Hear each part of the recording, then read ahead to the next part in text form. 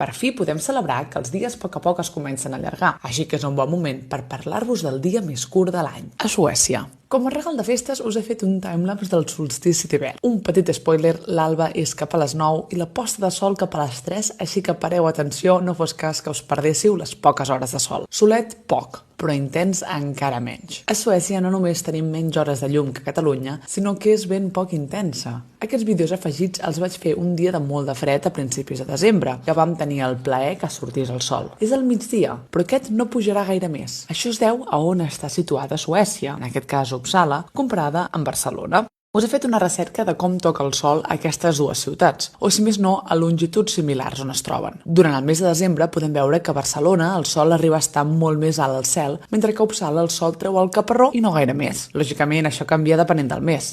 El que acaba passant, i podem veure una mica en els vídeos de la neu, és que si tenim la sort de veure el sol, durant gran part del dia crea una sensació de llum de mitja tarda. Com sobrevivim? Pregant que nevi, perquè si neva la sensació és molt diferent. Al reflexar-se la llum tot és més clar i també és molt més divertit. El fet de tenir menys llum solar també pot afectar el son i a la seva qualitat. A les 5 de la tarda ja portem una estona que és totalment fosc, llavors pot ser complicat mantenir-se despert o llevar-se quan segueix sent tot tan fosc. Així que hi ha qui està més cansat del normal. I la manca de llum natural també pot repercutir als nivells de vitamina D. La vitamina D l'obtenim gràcies a l'exposició al sol i la ingesta d'alguns aliments. Com us podeu imaginar, quan rebem poca exposició solar durant uns 6 mesos a Suècia, pot ser que no en tinguem suficient, així que és típic prendre suplements de vitamina D. Per tal de no oblidar com de bonic pot ser el món amb una mica de llum, hi ha gent que utilitza Light Room Therapy, habitacions de fototeràpia, que no són més que habitacions amb molta llum, l'objectiu de les quals és alleugerir els efectes de la foscor en l'estat d'ànim i en la salut mental. Però quins són exactament els efectes d'aquestes habitacions i el seu potencial encara estan poc estudiats. Conclusions d'aquest vídeo. La foscor no mola. És més suportable amb la neu i